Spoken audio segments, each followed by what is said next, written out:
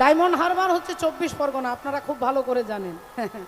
24 পরগনা জেলাতে ডায়মন্ড হারবার নদী দেখা যায়। 24 পরগনা হচ্ছে এই 24টা তত্ত্ব দিয়ে দেহটা তৈরি হয়েছে বাবু। এখানে ডায়মন্ড হারবার আছে, এই দেহটা 24টা তত্ত্ব দিয়ে তৈরি। সদা বলো তত্ত্ব তত্ত্ব, কত তত্ত্ব শুনো। 24 তত্ত্বেতে হয় দেহেরও গঠন। পঞ্চভূত ক্ষিতি অব তেজ মরুদ বোম, ষড়রিপু লোভ মোহ মাৎসর্য ক্রোধ কাম। 10 ইন্দ্রিয় মতে তারা হয়তো পৃথক, জ্ঞানেন্দ্রিয় কর্মেন্দ্রিয় আদি এই সব। জ্ঞানেন্দ্রিয় চক্ষু নাসা জিহ্বা কর্ণতক, কর্মেন্দ্রিয় হস্তপদ গুহ্য লিঙ্গ বাক। মহাভূত অহংকার আর হয় জ্ঞান, এই তো হয় 24 তত্ত্ব নিরূপণ। কিবা কারিগরের আজব কারিগরি, তার মধ্যে 6 পদ্ম রাখিয়াছে পুরী। সহস্রারে হয় পদ্ম সহস্রে কদল, অষ্টদল পদ্ম রয় তাহারও ভিতর। তার মধ্যে নারী আছে 3.5 কোটি, 72,000 নারী তাতে আছে আঁটি। 72,000 নারীর মধ্যে 700 প্রধান যে হয়, আর 700 নারীর মধ্যে 124 নারী তাতে শ্রেষ্ঠ হয়। 124 নারীর মধ্যে 32 নারী শ্রেষ্ঠ, বিশ্বভরি ইহার নাম হয়েছে উল্লেখ্য। সেই 32 নারীর মধ্যে আছে নারী 3, ইড়া পিঙ্গলা সুষুম্না প্রবীণ। বাম ভাগে ইড়া, দক্ষিণে পিঙ্গলা, মধ্যখানে সুষুম্না চক্রভেদ রহিলা। এই দেহতত্ত্ব যেই জন জানে, নরলোকে তুচ্ছ তারে দেবলোকে মানে। মণিপুর রাজ্যের রাজা বব্রুবাহন, আর সেই বব্রুবাহনের রাজ্যের ওপর দিয়ে যুধিষ্ঠির অশ্বমেধ যজ্ঞের ঘোড়া যাচ্ছে। আর অমনি রাজামশাই ঘোড়াটাকে ধরেছে, আর ঘোড়াটা ধরতেই দেখতে পেলেন কপালে লেখা আছে, যিনি সতীর পুত্র হবে তিনি ঘোড়াটাকে ধরবে, আর অসতীর পুত্র হলে ঘোড়াটাকে ধরেও ছেড়ে দেবে। সতীর পুত্র হলে ঘোড়াটাকে ধরবে, অসতীর পুত্র হলে ভয়ে ছেড়ে দেবে। রাজা বব্রুবাহন ঘোড়াটাকে ধরে তার মাকে দেখাতে নিয়ে আসছেন। মায়ের নাম কি না, মায়ের নাম দেবী চিত্রাঙ্গদা। দেবী চিত্রাঙ্গদা। আর বাবার নাম কি না, বাবার নাম হচ্ছে তৃতীয় পাণ্ডব অর্জুন। কিন্তু অবাক হয়ে যাবেন, ছেলে জানে না যে তার বাবা অর্জুন, আর অর্জুন জানে না যে আমার একটা ছেলে আছে। ছেলে জানে না যে আমার বাবা আছে, আর বাবা জানে না যে আমার একটা ছেলে আছে। তাহলে সেই বব্রুবাহন তার মায়ের কাছে নিয়ে আসছে, মা চিত্রাঙ্গদা, বাবা অর্জুন। আপনারা বলবেন একটা ছেলে তার বাবাকে জানবে না, একটা বাবা ছেলেকে জানবে না, এ আবার কিরকম কথা, উদ্ভট কথা। বললেন বাবা এর একটা কারণ আছে, কারণটা জানতে গেলে একটু আগে থেকে যেতে হবে। একটু আগে, কয়েক বছর আগে, যেদিন অর্জুন বিয়ে করলেন কাকে না, মা দ্রৌপদী দেবীকে, ধ্রুপদ রাজার কন্যা দ্রৌপদী দেবীকে। ধ্রুপদ রাজা যেমন তেমন ছেলের সঙ্গে বিয়ে দেবে না। তখনকার দিনে ছেলের বিয়ে দেওয়া হতো ছেলের গুণ দেখে। এখন গুণ দেখে নয়, এখন ছেলের পকেট দেখে ছেলের সঙ্গে জামাই করে। বল হরি বল, হরে কৃষ্ণ। ভক্তমণ্ডলী ভক্তিমতী মায়ের। তখন ছেলের কোয়ালিটি দেখে ছেলে জামাই করা হতো। এখন ছেলে টাকা রোজগার করলেই জামাই, তাতে ভালো ছেলে হলেও কোনো লাভ নেই, আর খারাপ হলেও কোনো দুঃখ নেই, শুধু পকেটটা ভারী থাকলেই হবে। রাধে রাধে। অর্জুনের সঙ্গে বিয়ে দেবে, প্রতিজ্ঞা করেছেন। ওপরে একটা রূপোর মাছ আছে, রূপোর মাছ, সেটা সিলিং ফ্যানের মতো ঘুরবে, আর নিচে 1 গামলা জল আছে। ওই জলের মাছের ছাপটাকে দেখে, এই জলটাকে দেখে মাছের চোখটাকে লক্ষ্যভেদ করতে হবে। কত কঠিন চিন্তা করে দেখুন। ওপরে মাছটা ঘুরছে, নিচে গামলাতে জল আছে, ওই জলে মাছের ছবিটা দেখে তার চোখটাকে লক্ষ্যভেদ করতে হবে। অর্জুন করলেন লক্ষ্যভেদ। তাহলে একবার ভালো করে দেখুন, আমাদেরও নিজস্ব ব্যক্তিগত অনেক লক্ষ্য থাকে। শিশুর নেহারি লক্ষ্য মাতৃস্তনপানে, মাতালের স্থির লক্ষ্য মদিরা সন্ধানে। সতী খুঁজে পুঁজিবারে পতির চরণ, কুলোটার লক্ষ্য হরে কিসে পরমন। বাঁদরের লক্ষ্য শুধু ফলের বাগান, শুকুনির লক্ষ্য দূর ভাগাড়ের সন্ধান। শৃগালের লক্ষ্য মৃতদেহ লয়ে টানাটানি, আর নিন্দুকের লক্ষ্য শুধু পরনিন্দা গ্লানি। জ্ঞানীর লক্ষ্য শুধু তর্ক উপার্জন, আর ভক্তের লক্ষ্য শুধু শ্রীহরির চরণ। হরি হরি বল। দ্রৌপদী দেবীকে বিয়ে করে কুন্তী দেবীকে দেখাতে নিয়ে আসছেন। মা কুন্তী দেবী পিছন ফিরে মশলা মারছেন। বাবা শিল নোড়াতে মশলা মারছেন। এখন তো শিল নোড়া উঠে গেছে, গ্রামে গ্রামে কিছু কিছু জায়গায় আছে। শিল নোড়ার ব্যবহার করলে মায়েদের মেরুদণ্ডের রোগ সহজে আসে না। বাবা এই যে মেরুদণ্ড, স্পাইনাল কর্ড, হরিব। এই মেরুদণ্ডের রোগ তার একটা কারণ হচ্ছে যে আমরা আমাদের শিলনোড়ার ব্যবহারটাকে উঠিয়ে দিয়েছি। এখন গুঁড়ো মশলার প্যাকেট, এখন মিক্সার মেশিনে মশলা পেশাই করা হয়। তখনকার দিনে মশলা বাটা হতো, তাই মা কুন্তী দেবী মশলা বাটছে, রাধে রাধে। আর তিনি মশলা বাটছেন, এদিক থেকে অর্জুন দ্রৌপদীর হাতে ধরে বললেন, মা এই দেখো আজকে ভিক্ষাই কি এনেছি। কুন্তী দেবী না দেখে না বুঝে না জেনেই বলে ফেললেন, যা এনেছিস তোরা 5 ভাই সমান ভাগে ভাগ করে নে। অর্জুন বললেন, জননী একবার দেখো মা, একবার দেখো কি এনেছি। আরে বাবা বললাম তো দেখবো না, যা এনেছিস 5 ভাই সমান ভাগে ভাগ করে নে। মা দুবার হয়ে গেল, বাকি আছে আর একবার। এখনো তোমাকে অনুরোধ করছি মা, তুমি দয়া করে একটা বার পিছন ফিরে তাকিয়ে দেখো কি এনেছি। আরে বাবা বললাম তো দেখবো না, দেখবো না, দেখবো না। আমার শরীরটা ভালো নয়, যা এনেছিস 5 জন সমান ভাগে ভাগ করে নে। যেই বলেছে অর্জুন দ্রৌপদীর হাতটা ছেড়ে দিয়ে বলছে, দ্রৌপদী আজ থেকে তুমি একা আমার স্ত্রী নও, আজ থেকে তুমি যুধিষ্ঠির স্ত্রী, তুমি ভীমের স্ত্রী, তুমি আমার স্ত্রী, তুমি নকুল সহদেব, তুমি 5 ভাইয়ের স্ত্রী। যেই কথা বলেছে যুধিষ্ঠির দাদা চিৎকার করে উঠেছে, অর্জুন কি বলছিস ভাই? একটা নারীর 5টা স্বামী, কি বলছিস তুই? বললেন, দাদা আমি বলিনি, আপনি ভুল করছেন, মা বলেছে। মা বলেছে যা এনেছিস 5 জনে মিলে ভাগ করে নে। মা না দেখে বলেছে, মা না জেনে বলেছে, মা না বুঝে বলেছে। অর্জুন বললেন, না দেখে বলুক, না বুঝে বলুক, না জেনে বলুক, কিন্তু যেখানে মা বলে দেবে সেখানে ভগবানের সংবিধান চলবে না বাবু। তা মা তো কুকুরের বাচ্চাও মা থাকে, কুকুর বেড়াল ইঁদুর মানুষ পশু পাখি কীট পতঙ্গ সবারই মা থাকে। মায়ের ওপরে ভগবানের কলম চলবে না। কোন মা? বলে মা যদি পতিব্রতা নারী হন, মা যদি একনিষ্ঠ ভগবত চরণে বিশ্বাস থাকে। বল আপনারা শুনলেন দুর্যোধন 100 ভাই আর এরা 5 ভাই। এই 105 জনের মধ্যে সব থেকে বেশি ক্ষমতা হচ্ছে ভীমের। ভীম ছোটবেলায় 12 বছর বয়স একটা বড় গাছের মধ্যে সবাইকে চাপিয়েছে। সমস্ত ভাইয়েরা গাছের ডালে ডালে চেপে আছে, আর ভীম নিচে দাঁড়িয়ে গাছের গোড়াটাকে নড়াচ্ছে। গাছের গোড়াটাকে নড়াচ্ছে, সমস্ত ভাইয়েরা যেমন গাছ থেকে ফল পড়ে এরকম টুকটুক করে সব পড়ে যাচ্ছে। এত ক্ষমতা ছিল ভীমের। দুর্যোধন ভেবেছিল এই ভীম যদি বেঁচে থাকে আমরা কোনোদিন জিততে পারবো না। তাই চালাকি করে কায়দা করে দুর্যোধন কি করলেন, 1 বাটি বিষ এনে পায়েসের মধ্যে মাখিয়ে আর বললেন, ভাই ভীম তুই তো খেতে ভালোবাসিস, তুই আগে খা, তুই যদি খেয়ে রেখে দিস তাহলে বাকিটা আমরা খাবো। ভীম বুঝতে পারলো না এত প্যাঁচ, ভীম জানতেই পারলো না। তিনি বিষ মাখানো পায়েসটা খেয়ে ফেললেন, আর খেয়ে তিনি অজ্ঞান হয়ে গেলেন। দুর্যোধন তার অন্যান্য ভাইয়েরা ধরে ভীমকে গঙ্গার জলের মধ্যে ফেলে দিলেন। জলে গঙ্গার তলায় যেতে যেতে যেতে ভীম এসে পৌঁছে গেল নাগলোকে।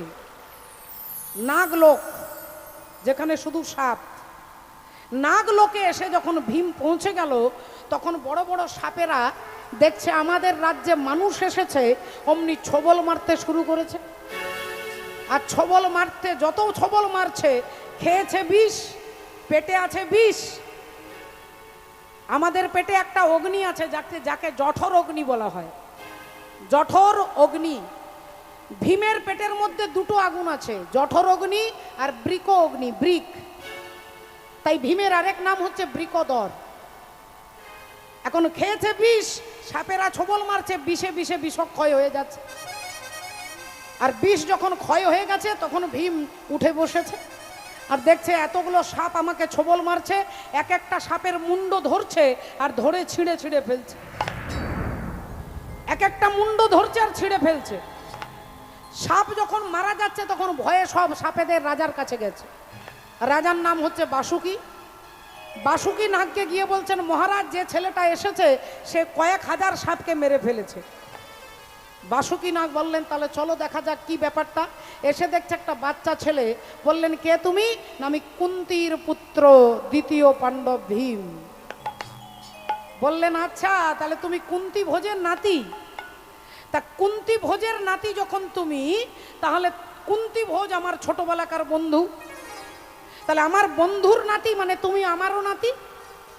তাহলে তুমি ভাই এক কাজ করো, তুমি এদেরকে মেরো না, আমি তোমাকে অমৃত খাইয়ে দিচ্ছি, আর এই অমৃতটা পান করলে তোমার 1000টা হাতির ক্ষমতা তোমার ভেতরে আসবে, 1000 হাতির ক্ষমতা আসবে। না আমি আমার মায়ের কাছে যাব, অনেক দিন হয়ে গেল এইখানে আছি। বললেন তুমি এই অমৃতটা পান করে তুমি এখানে ঘুমো, তোমার যখন ঘুম ভাঙবে তখন দেখবে তুমি তোমার মায়ের কাছে পৌঁছে গেছো। অমৃত পান করে ভীম ঘুমোলেন, আর ঘুম থেকে যখন উঠছে তখন দেখছে কি না, দেখে কুন্তির কোলে শুয়ে আছে, কুন্তির কোলে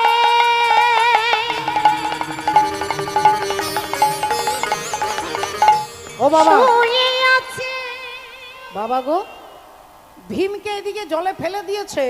বিদুরের লোকজন দেখতে পেয়ে কুন্তি দেবীকে বলছে যে কুন্তি তুমি এক কাজ করো, তুমি মা এদেরকে নিয়ে, এদেরকে 4 ছেলেকে নিয়ে পালাও, তোমার ছেলে ভীমকে মেরে ফেলেছে, তোমার ছেলে ভীম আর বেঁচে নেই, যুধিষ্ঠিরকে বাঁচাও, অর্জুনকে বাঁচাও, তুমি এখান থেকে পালিয়ে যাও, তোমার ঘরের মধ্যে ঘরেই আছে শত্রু, তাই তুমি পালিয়ে যাও মা। কুন্তি দেবী বললেন আমার ছেলে ভীমকে মেরে ফেলেছে? বললেন হ্যাঁ, বিষ খাইয়ে। কুন্তি দেবী ঠাকুর ঘরে গিয়ে গোবিন্দের চরণ প্রান্তে বসে হাসতে হাসতে বলছেন যে বিষও সৃষ্টি করেছেন গোবিন্দ, আর অমৃত সৃষ্টি করেছেন গোবিন্দ। তাহলে আজ আমি দেখবো আজ অমৃতের ক্ষমতা বেশি না বিষের ক্ষমতা বেশি। আমার ছেলে ভীমের কখনো মৃত্যু হতে পারে না, কারণ কৃষ্ণ আমাদের পক্ষে আছে। হরি বল। এই দৃঢ় বিশ্বাস কৃষ্ণ আমাদের পক্ষে আছে, কৃষ্ণ আছে আমাদের পক্ষে। এই বিশ্বাসের জন্য কি হলো না, দেখছে কুন্তি দেবীর কোলে ভীম শুয়ে আছে। বাবা ভীমের কোনো সাধন ভজন নেই, কিন্তু বিনা সাধন ভজনে কুন্তি দেবী ভীমকে পেয়ে গেলেন। কিসের জন্য, কিসের জোরে? বলে ভগবানের চরণের প্রতি তার 100% বিশ্বাস। এই বিশ্বাসটাই ওই মরা ছেলেটাকে বাঁচিয়ে দিলেন। বাবা আমরা বিশ্বাস করতে পারি না। রাধে রাধে। তাই দেখুন আজকে সেই কুন্তি দেবী, হরি বল হরে কৃষ্ণ, সেই কুন্তি দেবী ভক্তমণ্ডলী ভক্তিমতী মায়েরা, ভগবান শ্রী হরি আজকে মনে মনে চিন্তা করলেন। কুন্তি দেবী মশলা মারতে মারতে বলে দিয়েছে যা এনেছিস 5 জন সমান ভাগে ভাগ করে নে। আর অমনি অর্জুন বললেন তাহলে দ্রৌপদী 5 জনের স্ত্রী। যুধিষ্ঠির দাদা বললেন এটা হতে পারে না। এবার 2 ভাইয়ের মধ্যে মতবিরোধ, এ বলছে 5 জনের স্ত্রী, এ বলছে হতে পারে না। এখন দুজনের মতবিরোধটাকে কে গন্ডগোলটা থামাবে? অন্তর্যামী শ্রী গোবিন্দ অন্তরে জানিয়া, অন্তরে জামি শ্রী গোবিন্দ অন্তরে জানিয়া, অন্তর্যামী শ্রী গোবিন্দ অন্তরে জানিয়া, যুধিষ্ঠির সম্মুখেতে দাঁড়ালো আসিয়া, যুধিষ্ঠির সম্মুখেতে দাঁড়ালো আসিয়া, যুধিষ্ঠির সম্মুখেতে দাঁড়ালো আসিয়া। যুধিষ্ঠির সামনে ভগবান দাঁড়ালেন, বললেন কি ব্যাপার 2 ভাইয়ের মধ্যে তর্ক কেন? অর্জুন বলছে দেখো না কৃষ্ণ, মা বলেছে যা এনেছিস 5 জনে মিলে ভাগ করে নে, তাই আমি বলেছি দ্রৌপদী আমাদের 5 জনের স্ত্রী। আর যুধিষ্ঠির দাদা এটা মানতে চাইছে না। যুধিষ্ঠির দাদা বললেন কৃষ্ণ আজকে তুমি যা বলবে তাই হবে, বলো আমরা কি করব, তুমি যা বলবে তাই হবে। ভগবানের ওপরে যখনই দায়িত্ব দিলেন, ভগবান অমনি চোখটা বন্ধ করে কিছুক্ষণ চিন্তা ভাবনা করে বললেন যে যখন মা বলে দিয়েছে তখন মায়ের কথার ওপরে কারোর কলম চলবে না, পতিব্রতা সতী নারী। তাই মা যখন বলে দিয়েছে আজ থেকে দ্রৌপদী তুমি 5 জনের স্ত্রী হবে। হরি বল হরে কৃষ্ণ, জয় নিত্য হরে কৃষ্ণ। ভক্তমণ্ডলী ভক্তিমতী মায়েরা আজ থেকে 5 জনের স্ত্রী হবে। সবাই মেনে নিলেন, কিন্তু আমাদের মানতে একটু অসুবিধে হয়, একটা নারীর 5টা স্বামী। আজকের সমাজ প্রশ্ন করে, ছাত্র ছাত্রী শিক্ষিত সমাজ প্রশ্ন করে, একটা নারীর 5টা স্বামী। একটা কথা মনে রাখবেন মা, দ্রৌপদী আমাদের মতো নারী নন, আমাদের মতো মাতৃগর্ভ থেকে জন্ম নেননি। মহাভারত খুলে দেখুন, দ্রৌপদীর জন্ম হয়েছে আগুন থেকে, অগ্নি থেকে। দ্রৌপদীর বাবা হচ্ছে ধ্রুপদ রাজা, আর ধ্রুপদ রাজা যজ্ঞ করছে, যজ্ঞের অগ্নি থেকে দ্রৌপদীর সৃষ্টি হয়েছে। তাই দ্রৌপদীর আরেক নাম হচ্ছে যাজ্ঞসেনী, যজ্ঞ থেকে উৎপন্না। তাহলে আমাদের মতো সাধারণ নারী এটা ভাববেন না। 2 নম্বর কথা হচ্ছে 5টা স্বামী। ওই 5টা স্বামী আপনারও আছে, আপনারও আছে, আপনারও আছে, আমারও আছে। সেই 5টা স্বামীকে এক হচ্ছে ক্ষিতি, অপ, তেজ, মরুত, বোম। ক্ষিতি হচ্ছে যুধিষ্ঠির, অপ হচ্ছে অর্জুন, মরুত হচ্ছে ভীম, তেজ হচ্ছে নকুল, আর বোম হচ্ছে সহদেব। এই ক্ষিতি, অপ, তেজ, মরুত, বোম, এই পঞ্চভৌতিক, এই 5টা ভূত দিয়ে আমাদের দেহটা তৈরি হয়েছিল। 5টা তত্ত্ব দিয়ে আমাদের দেহ তৈরি হয়েছে। রাধে রাধে ভক্তমণ্ডলী, ভক্তিমতী মায়েরা। তাহলে এই দেহটাকে আমরা বলি না চৈতালি? আমি বলি না এটা আমি আমি আমি? তাহলে পঞ্চভৌতিক দেহ, এটা তো আপনারও আছে, আপনারও আছে, আমারও আছে। তাই সেই অর্থে 5টা স্বামীর কথা বলছে। এই জড় জগতের বিচার শাস্ত্রের সঙ্গে বিচার করলে চলবে না বাবা। মাননীয় ভক্তমণ্ডলী, ভক্তিমতী মায়েরা, এই কারণে তত্ত্বদর্শী মহাজন এক পাশে দাঁড়িয়ে বলছে, ও তারে বেদ পুরাণে ঋষিগণে, ও দেখো ভব নদী বলেছে, ডায়মন্ড হারবার থানার নিচে যে নদী আছে। আছে এই কমিটির বাবারা আপনাদের কাছে ভিক্ষার আঁচল নিয়ে যাচ্ছেন। আমি আমার তরফ থেকে ভগবত সেবায় 1001 টাকা আমার তরফ থেকে রইল। আপনারা যতটুকু পারবেন সেই ভিক্ষার আঁচলে নরনারায়ণের সেবা, দেশের সেবা, দশের সেবা, হিন্দু ধর্মের সেবা, হিন্দু সংস্কৃতির সেবার জন্য আপনারা যতটুকু পারবেন সাহায্য করবেন। নিতাই গৌর প্রেমানন্দে। ও তারে বেদ পুরাণে ঋষিগণে, ও দেখো ভব নদী বলেছে, ডায়মন্ড হারবার থানার নিচে যে নদী আছে।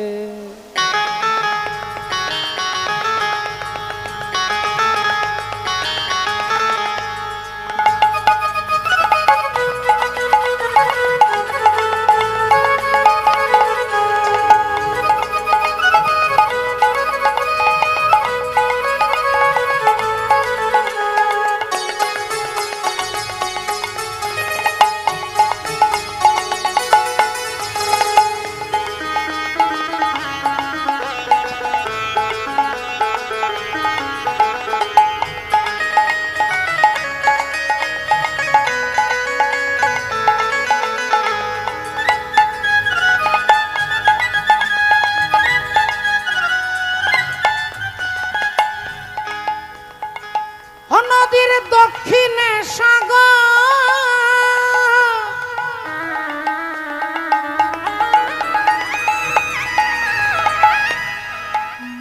আর উত্তরেতে কিছু দূরে কলকাতা শহর। উত্তরেতে কিছু দূরে কলকাতা শহর, উত্তরেতে কিছু দূরে কলকাতা শহর।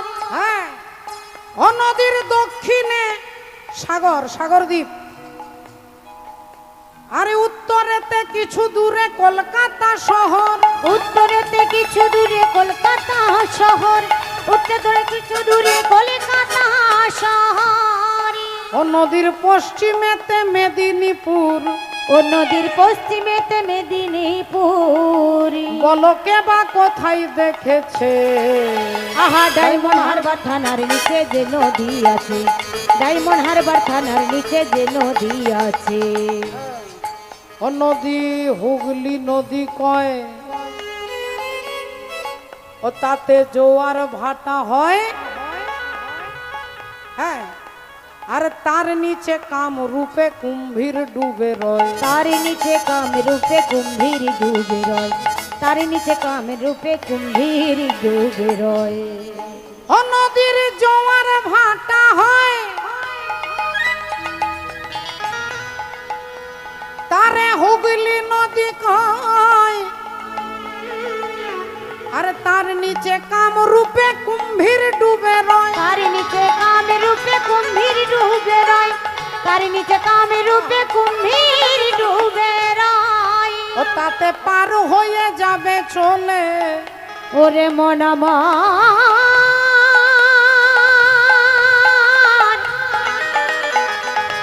ও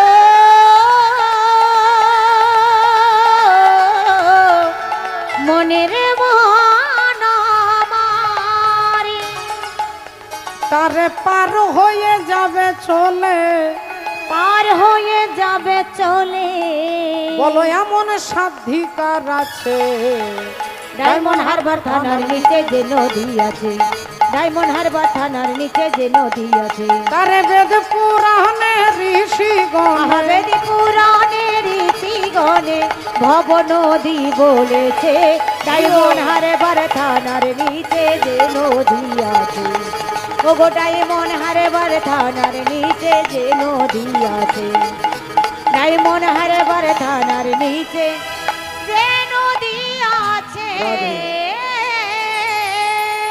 মাননীয় ভক্তমণ্ডলী, ভক্তিমতী মায়েরা, তাহলে আজকে ঘটনা কি ঘটলো? দ্রৌপদীকে বললেন আজ থেকে তোমার 5 জন স্বামী, তুমি যখন যার ঘরে থাকবে সেই ঘরে যদি কেউ ঢোকে তাকে 12 বছরের জন্য নির্বাসনে যেতে হবে। রাধে উলুধ্বনি নিতাই গৌর প্রেমানন্দে। হরি হরি বল। আজ থেকে তোমার 5 জন স্বামী, 1 বছর যুধিষ্ঠির কাছে, 1 বছর ভীমের কাছে, 1 বছর 1 বছর করে তুমি থাকবে। আর তুমি যখন যে ঘরে থাকবে সেই ঘরে যদি কেউ ঢুকে যায় তাকে 12 বছরের জন্য নির্বাসনে চলে যেতে হবে। এই নিয়মেই সংসার চলতে লাগলো। এভাবে বছরের পর বছর চলতে চলতে একদিন দ্রৌপদী যুধিষ্ঠির স্বামী দুপুরবেলায় সেবা করে তার চরণ সেবা করছেন, আর এদিকে দুপুরবেলায় অর্জুন জঙ্গলে দাঁড়িয়ে আছেন।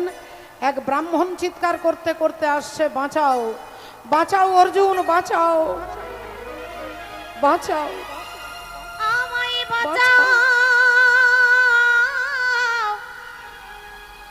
অর্জুন, আমায় বাঁচাও, বাঁচাও অর্জুন, বাঁচাও অর্জুন, আমায় বাঁচাও, আমায় আমায় বাঁচাও। বাঁচাও। অর্জুন বললেন, বলুন হে বেদজ্ঞ ব্রাহ্মণ, আপনার কি হয়েছে? ব্রাহ্মণ বললেন, বাবা আমার বাড়িতে এক গাভী মাতা গরু, আর একটা গরু, আমার গরুটা জঙ্গলে চোর ছিল, কোথা থেকে একটা বাঘ এসে আমার গাভী মাতাকে টানতে টানতে নিয়ে যাচ্ছে। আমি তো বাঘের সঙ্গে লড়াই করতে পারবো না, আমি সামান্য ব্রাহ্মণ, তাই তোমার কাছে সাহায্য চাইতে এসেছি, তুমি আমার গাভী মাতাকে ফিরিয়ে দাও অর্জুন, ফিরিয়ে দাও। অর্জুন বললেন, দেখুন আপনার সাহায্য করতে পারলে আমি খুশি হতাম, কিন্তু আমি আপনার সাহায্য করতে পারছি না, কারণ বাঘটাকে মারতে গেলে যে গান্ডীব ধনু দরকার, সেই গান্ডীব ধনুকটা এখন ওই ঘরে রয়ে গেছে যে ঘরে দাদা যুধিষ্ঠির আর দ্রৌপদী রয়েছেন। সেই ঘরে আমি ঢুকতে পারবো না, যদি আমি ঢুকি তাহলে 12 বছরের নির্বাসনে চলে যেতে হবে। ব্রাহ্মণ বললেন, আচ্ছা আচ্ছা আচ্ছা, তাহলে তুমি তোমার স্বার্থের জন্য ধর্মকে পালন করবে না, ক্ষত্রিয়ের ধর্ম তুমি ত্যাগ করছো শুধু 12 বছরের নির্বাসনে যেতে হবে বলে। এ কথা যেই স্মরণ করিয়ে দিয়েছেন, অর্জুন ব্রাহ্মণের পায়ে ধরে বললেন, আপনি কিছু মনে করবেন না, আমি এক্ষুনি ব্যবস্থা করে দিচ্ছি। এই বলে অর্জুন ছুটে গিয়ে ওই ঘরের ভেতরে ঢুকে গান্ডীব ধনু কেনে বাঘকে হত্যা করে গাভী মাতাকে অর্জুনকে ফিরিয়ে দিলেন। বাবু অর্জুনকে আশীর্বাদ করে ব্রাহ্মণ গাভী মাতা নিয়ে চলে গেলেন। অর্জুন দেখলেন যে নিয়ম ছিল ওই ঘরে যে ঢুকবে তাকে 12 বছরের নির্বাসনে যেতে হবে, তাহলে এবার আমাকে যেতে হবে। তাই সবাইকে ডেকে অর্জুন হাত জোড় করে বলছে, আমি চলে যাই, আমি চলে যাই, আমি চলে যাই। ও মা জননী,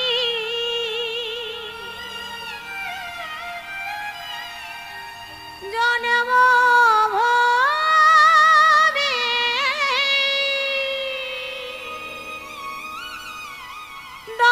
দাদা বিদায়, দাদা বিদায়, ও মায়াবী আমি চলে যাই। চলে রে ভাই, ভাই অর্জুন, তুই যাস না ভাই, ও মায়াবী তুই যাস না, তুই কোনো অন্যায় করিসনি। তুই ব্রাহ্মণের গাভী মাতাকে রক্ষা করবার জন্য, ব্রাহ্মণকে সাহায্য করবার জন্য এই ঘরে ঢুকেছিস, তুই কোনো অপরাধ করিসনি, তুই যাস না ভাই, তুই যাস না। অর্জুন বললেন, দাদা নিয়ম আমরাই তৈরি করেছি, আর যদি আমরাই পালন না করি তাহলে দেশের জনগণ পালন করবে কি করে? যারা নিয়ম তৈরি করে, যারা রক্ষক, তারাই যদি ভক্ষক হয় তাহলে রাজ্য চলবে কি করে বাবা? নিয়মটা তো আমরাই তৈরি করেছি, আর এখন যদি আমরা আমাদের স্বার্থে নিয়মটা ভেঙে দিই তাহলে জনগণ, পাবলিক মানবে কি করে? তাই দাদা 12 বছর পরে তোমার সঙ্গে আমার দেখা হবে, এই বলে অর্জুন বিদায় নিয়ে নির্বাসনের পথে বেরিয়ে পড়লেন। নির্বাসনের পথে বেরিয়ে পড়লেন। ভক্তমণ্ডলী, ভক্তিমতী মায়েরা দেখুন, তাহলে ধর্ম যা আপনাকে ধারণ করে আছে, যা আমাকে ধারণ করে আছে, আমাকে হরি বল রাধে ধারণ করে আছে, তাকে যদি ধর্ম বলে, ভগবান বলছেন সর্বধর্ম পরিত্যাজ্যং মামেকং শরণং ব্রজ। আগে আমাকে ধরো, বলি আগে ধরো মোরে, পরে ধরো মোরে, আগে ধরি মোরে পরে ধরে মোরে, আগে ধরি মোরে পরে ধরে মোরে, আগে ধরো মোরে, পরে ধরো মোরে, আগে ধরে মোরে পরে ধরে মোরে, আগে ধরো মোরে,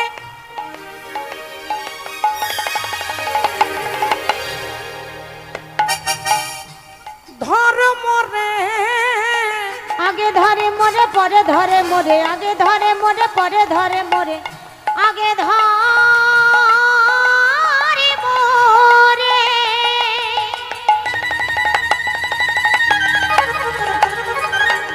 পরে ধরে মোরে, আগে ধরে মোরে পরে ধরে মোরে, ধরে মোরে পরে ধরে মোরে, আগে ধর মোরে, ধর মোরে, ধর মোরে, আগে আমাকে ধরো, আমাকে আগে ধরো। সর্বধর্ম পরিত্যাজ্যং মামেকং শরণং ব্রজ, অহং ত্বং সর্ব পাপেভ্যো মোক্ষে স্বামী মাসুচ। তাই অর্জুন সেই ধর্ম পালন করবার জন্য এগিয়ে যাচ্ছেন।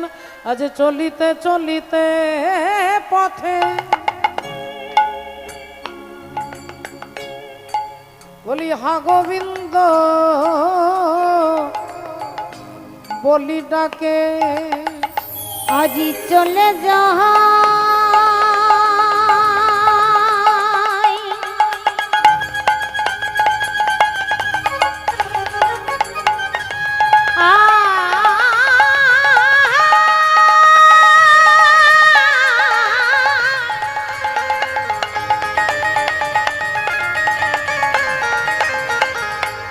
চলে যাই,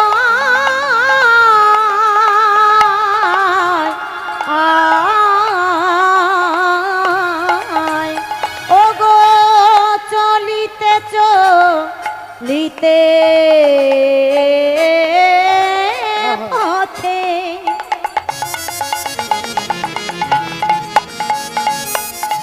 আজি হা গোবিন্দ বলি ডাকে, ওগো কোথা তুমি,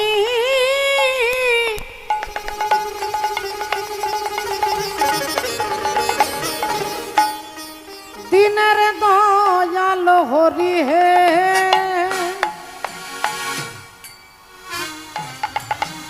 বলি কোথা তুমি দিনের দয়াল হরি। ওগো কোথা তুমি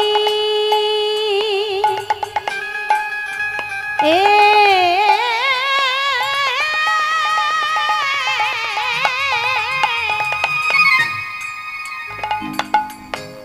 দিনের দয়াল হরি হে কোথা তুমি দিনের দয়াল হরি বলি চলে যাই চলে যাই আজি চলে যাই চলে যাই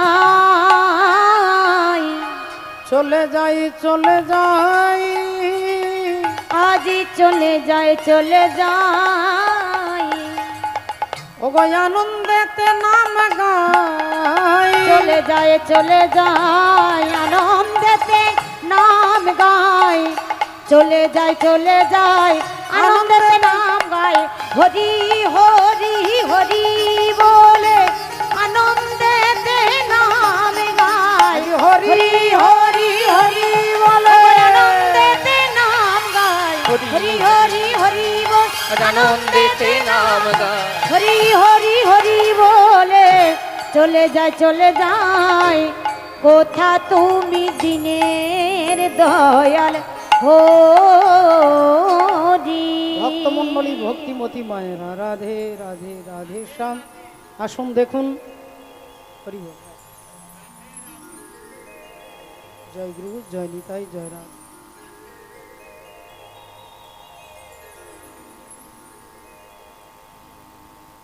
মাননীয় ভক্তমণ্ডলী ভক্তিমতী মায়েরা, অর্জুন হাঁটতে হাঁটতে চলে যাচ্ছেন। একদিন দুদিন, 1 বছর 2 বছর 5 বছর অতিক্রম হতে লাগলো। দেখতে দেখতে অর্জুনের চেহারা, অর্জুনের রং ঢং সব পাল্টে গেল। চেহারা, গায়ের রংটা পাল্টে গেল, চুল বড় হয়ে গেছে, নখ বড় হয়ে গেছে, দাড়ি গোঁপ বড় হয়ে গেছে। হাঁটতে হাঁটতে 10 বছর কখনো এই জঙ্গলে, কখনো ওই জঙ্গলে, কখনো পাহাড়ের গুফায়, কখনো ঝর্ণার জল, কখনো গাছের ফল, এইভাবে 10টা বছর অতিক্রম করলেন। অর্জুন ভেবে দেখলো আর বাকি আছে 2 বছর। এই 2 বছর পেরিয়ে গেলে আমি আবার আমার দাদার কাছে ফিরে যাব। আবার হাঁটতে হাঁটতে হাঁটতে 1টা বছর পেরিয়ে গেল, 11 বছর পেরিয়ে গেছে, আর বাকি আছে একটা বছর। এভাবে নিশ্চয়ই পেরিয়ে যাবে গোবিন্দের নাম করতে করতে। দেখতে দেখতে হাঁটতে হাঁটতে অর্জুন চলে এসেছেন কোথায় না মণিপুর রাজ্যে। মণিপুর রাজ্যে গাছের ছায়ায়, গাছের তলায় হাতের উপরে মাথাটা রেখে অর্জুন বিশ্রাম করছেন। হাতের উপরে মাথা রেখেছে অর্জুন বিশ্রাম করছেন। আর সেই মণিপুর রাজ্যের রাজা, সেই সময় রাজা ছিলেন রাজা চিত্রভানু। চিত্রভানু রাজার একমাত্র কন্যা, যার নাম হচ্ছে চিত্রাঙ্গদা। দেবী চিত্রাঙ্গদা রাজকুমারী, কিন্তু তিনি রাজকুমারী হয়েও রাজকুমারের পোশাক পরে, ধুতি পাঞ্জাবি পরে, লম্বা লম্বা চুলগুলোকে খোঁপা বেঁধে, মাথায় মুকুট দিয়ে, পিঠের মধ্যে নিয়েছেন তীর ধনুক, হাত কোমরে তলোয়ার, ঘোড়ার পিঠে চেপে তিনি রাজ্য দর্শন করতে যাচ্ছেন। ঘোড়া টকবক টকবক টকবক করে ছুটতে ছুটতে একটা জায়গায় এসে দাঁড়িয়ে গেছে। দেখছেন একজন ভদ্রলোক গাছের ছায়াতে শুয়ে আছে, আর তাকে দেখে ঘোড়াটা ভয়ে দাঁড়িয়ে গেছে। দেবী চিত্রাঙ্গদা অমনি বলে উঠলেন, এই যে কে ঘুমিয়েছেন, উঠুন উঠুন উঠুন, রাস্তা ছাড়ুন, আমি এদিকে যাব।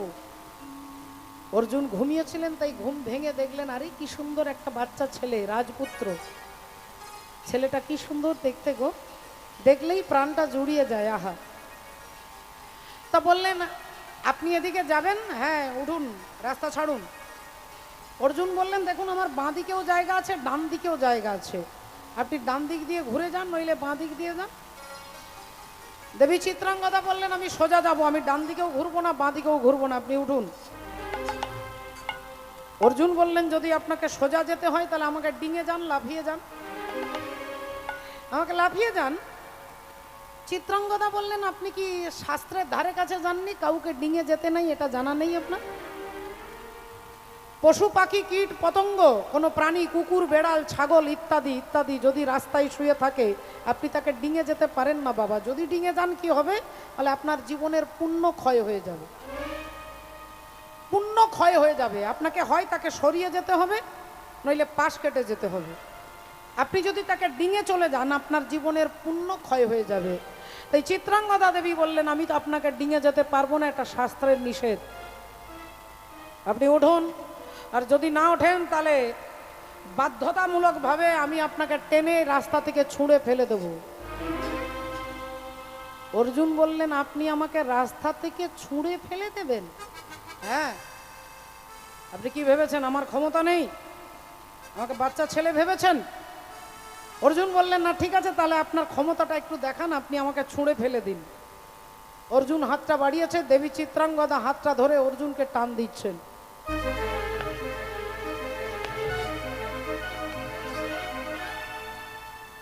টানবার চেষ্টা করছে, বারবার টানার চেষ্টা করছে, অর্জুনকে এক চুল নড়াতে পারছে না বাবা, এক চুল নড়াতে পারছে না। এবার অর্জুন একটু রসিকতা করে তাকে হালকা করে টান দিয়েছে, আর যেই হালকা করে টান দিয়েছে দেবী চিত্রাঙ্গদা অর্জুনের পায়ে হুমড়ি খেয়ে পড়েছে।